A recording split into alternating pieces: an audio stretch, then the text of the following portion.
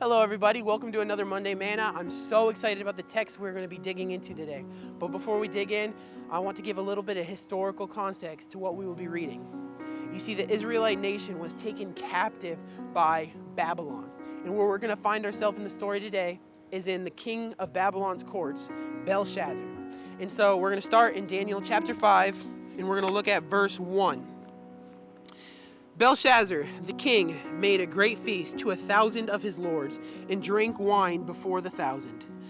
Belshazzar, while he tasted the wine, commanded to bring the golden and silver vessels which his father Nebuchadnezzar had taken out of the temple which was in Jerusalem, that the king and his princes, his wives and his concubines might drink therein.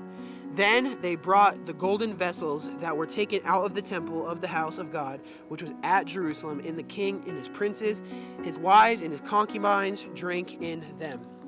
And so you see, Belshazzar was making a mockery of God because he had taken the golden vessels that were taken out of the temple of God, and so they were making a mockery of God.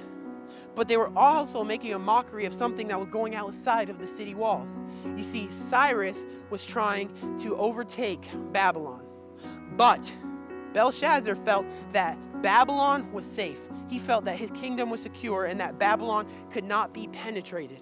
And so not only was he making a mockery of God by taking the golden vessels that were brought out of the temple, but he was making a mockery of Cyrus because he thought that no one could overtake Babylon, that the city was impenetrable. But little did Belshazzar know of this prophecy in Isaiah 45, verse 1.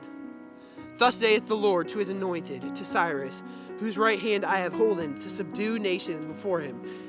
And I will loose the loins of kings, to open before him the two-leaved gates, and the gates shall not be shut.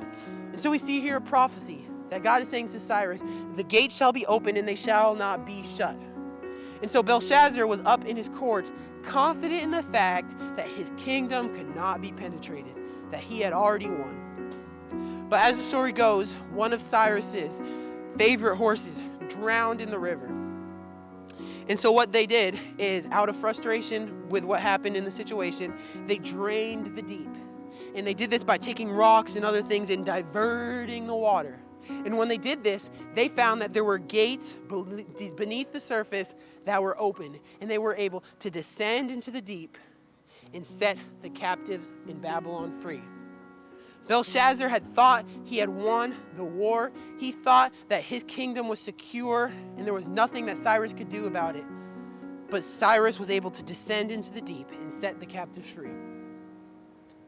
You see, in the story, Belshazzar had taken the vessels out of the temple that Nebuchadnezzar had originally taken, and he had brought them in.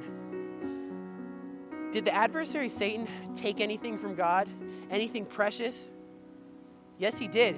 He took Jesus from God. And so after he took Jesus from God, he thought that he had won. He thought that his kingdom was now impenetrable. He had put Jesus to death. But little did he know that Jesus, by descending into the deep, set the captives free. He set us free from sin. And Satan, although he thought he had won, he thought that his kingdom was now impenetrable. Jesus set us free by descending into the deep. So friends, take peace in the fact that Satan has not won, that Jesus has won.